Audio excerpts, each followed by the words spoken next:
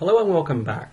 Right now we're studying the end of the Republic and the beginning of the Principate, and this gives me an opportunity to talk about three of the most famous authors of this or any other period: Cicero, Catullus, and Vergil. Let's jump right in by talking about Cicero, shall we? Cicero was born in Arpinum, that's the modern town of Arpino, south of Rome, right here. And his father was an equestrian, that means he was of the class of Roman citizens who were just below the senators. What's he famous for? He's a speechwriter, a lawyer, a philosopher, a political theorist, and himself a politician. And he's famous for his courtroom speeches, which employed classical rhetorical techniques and humorous ad hominem attacks to win over the jury. And the most famous examples of this are in his famous court speech, Procilio. He actually was elected to the highest post in Milan, consul, in 60 BCE, and during this period he actually successfully put down the Catilinarian conspiracy. Later, however, he seems to have a hard time choosing between Caesar and Pompey during the period of civil war, and this will be his undoing. He lashes out at some of the leadership of both sides, and later he's proscribed, apparently at the command of Mark Antony, in 43 BCE, and he'll die on one of his country estates. Why do we care about him? Until about 1600 CE, he's the most written about human being in human history, except for Jesus Christ. That means more is written about Marcus Tullius Cicero than anyone else except for Jesus, until we get to the 1600s. Why is this true? Well, there are a couple of reasons for this. One is that Cicero wrote a lot about himself. It's true. We have a lot of his letters and we have a lot of his philosophical musings still sitting around, and they would fill a few bookshelves. Also, there's this, and this is perhaps more important. His prose, that is, his writing that is non-poetry, is considered to be a model of classical Latin. If you study Latin at school, you have to study Cicero. And he's also very successful in bringing in some main philosophical vocabulary of Stoic philosophy into Latin for the very first time. And this is another reason why he's important for us. So he's a stylist in Latin, and he's also a philosopher who's good at bringing in translations of Greek words into Latin. Now let's talk about Catullus, Gaius Valerius Catullus, who lived from around 89 to around 59 BCE. And he's from right here. He's from Verona, which is way up in the northern part of Italy. And if you look closely at this map, you'll actually see that it's beyond the Po River. And that means that for all intents and purposes, Catullus is not an Italian in the normal sense, but instead is a Gaul. And it's thought that he might have had light-colored hair or green eyes as well, like a Gaul. So, not unlike Cicero, he's an outsider to Rome. He's not born in Rome, but he is from an equestrian family, meaning his father's a knight. And apparently his father actually knew Julius Caesar.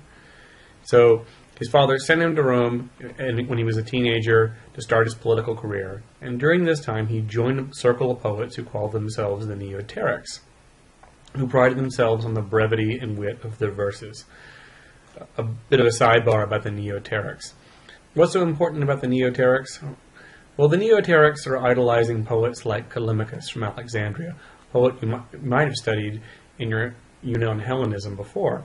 Now, these poets are not trying to write another version of the Iliad or great epic poems. Instead, they're concentrating on much shorter poems, and they're working on quality control. The idea is that you write a short poem, you can perfect every single word in the way it fits into every single line. A big poem is a big problem, to quote Callimachus, and the Neoterics in Rome believed in this. He did do a little bit of political business, served under a government official who was working in the Roman province of Bithynia. It was recently acquired in the Mithridatic Wars, and Bithynia is right over here in northern Asia Minor. Catullus came back from this experience feeling like he hadn't really accomplished much, and knowing that he didn't really want to have much to do with politics. He was probably a friend of Marcus Caelius Rufus, who was a student of Cicero's and the subject of Cicero's famous court speech, Procilio. And it's thought that a lot of his love poems, written to a certain character named Lesbia, actually referred to a woman named Clodia Metelli, who was an enemy of Cicero's and a lover of his good friend Caelius. It all gets confusing, doesn't it? Why should you care about Catullus? Well, I can't tell you what kind of poetry to like. And a lot of his poetry, by the way, is very, very, very R-rated. This is a family show, so I won't give you any quotes here.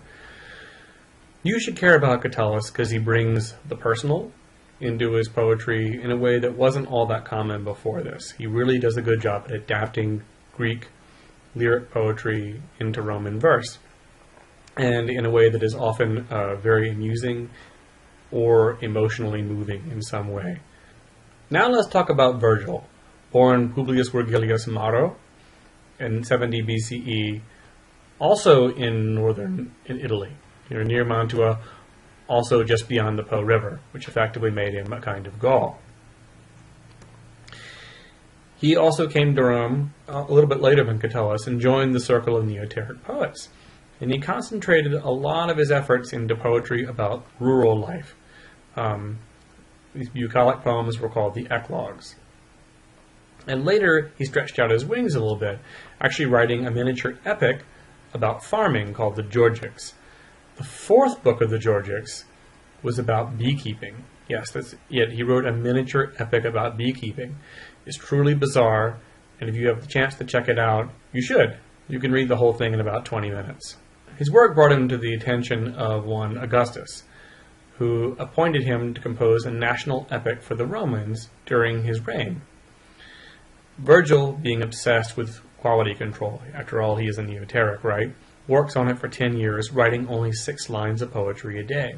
On his deathbed, he declared that it ought to be burned because it wasn't finished, and he was obsessed with it being finished and being finished correctly. The executors of his estate rescue it from the flames, famously, and finish writing it for him. Why should you care about Vergil? You should care about Vergil. T.S. Eliot once called his Aeneid the all-time classic of Europe.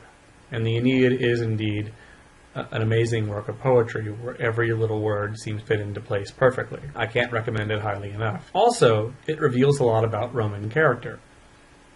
If Augustus wanted to have the Romans read an epic that taught them how to be Roman, this was it. Stay tuned for my next lecture on Augustus and his changes to the empire.